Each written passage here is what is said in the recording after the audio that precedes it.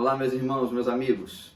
Passando aqui mais uma vez para o segundo vídeo da nossa série, as 5 coisas que a igreja deve desaprender com a Covid-19.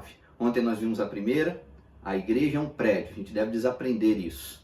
E hoje eu quero tocar no segundo ponto, é um outro conceito que a gente tem, que às vezes também não é muito claro, mas que é muito, a maneira como nós nos conduzimos mostra que nós acreditamos nisso. O cristianismo é uma religião que deve ser vivida coletivamente. O que eu quero dizer com isso? Parece que entre nós existe uma ideia de que o cristianismo, a nossa religião, a gente só deve viver quando a gente tem pessoas ao nosso redor. Quando está num pequeno grupo, quando está num programa da igreja, num culto, em algum momento litúrgico, ou sempre que tem gente ao nosso redor, dupla missionária. Quando a gente está com alguém, parece que a gente tem um estímulo maior a praticar, a falar das coisas de Deus, a viver com Cristo. Mas, queridos, essa é uma coisa que a gente tem que esquecer. E que talvez você esteja entendendo agora, que está isolado, que agora você não tem ninguém. Você está no máximo com a sua família. E alguns talvez sozinhos. Aqueles que estão doentes estão isolados, inclusive, da sua própria família. Cristianismo é uma religião que deve ser vivida e praticada. Primeiramente, você sozinho com Cristo.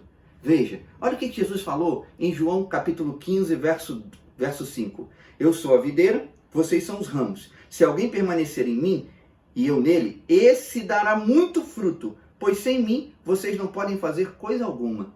Perceba a analogia de Jesus. Uma videira e o caule ali, o galho conectado.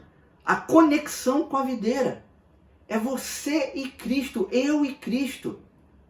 O cristianismo precisa ser vivido entre Cristo e nós e Cristo, sempre. Entenda, Jesus outra vez disse, olha, quando você quiser orar, não ore como os fariseus fazem, que ficam orando em público. Ele não está dizendo que a oração em público não é válida, mas ele está dizendo, vá para o seu quarto, ore em secreto, que o seu pai que te vê em secreto vai te recompensar.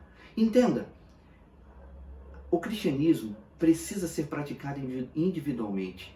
Agora, significa também então que a gente deve abandonar as experiências coletivas? Não, ao contrário. Se eu tenho vida com Cristo, se eu vivo com Cristo, se eu tenho intimidade pessoal, eu e Cristo, eu vou ressignificar a minha experiência coletiva. Veja bem, nós podemos fazer grandes cultos, grandes programas, atividades, vou até falar um pouquinho disso em algum desses vídeos, mas grandes grupos de pessoas que não vivem espiritualmente com Cristo, uma vida individual, não são grupos que produzem, não são grupos que pregam o evangelho, são grupos que fazem muita coisa, mas muitas vezes são desfocados. Mas grandes grupos, compostos por pessoas que cada uma vive individualmente com Cristo, esse grupo é forte. Seja uma dupla missionária, seja um pequeno grupo, ou toda uma igreja, esse grupo é forte, porque cada um entende que vive sozinho com Jesus, e isso se reflete na sua experiência coletiva. O coletivo nem sempre ajuda você a produzir sua experiência individual, mas você vivendo individualmente com Jesus, você vai produzir uma igreja forte, uma experiência coletiva forte. É uma reflexão, mais um ponto que eu queria que você pensasse. Cristianismo não deve ser praticado primeiramente ou essencialmente a partir do coletivo, mas a partir de experiências individuais com Cristo. Deus abençoe você, pense nisso, tá bom? Um forte abraço.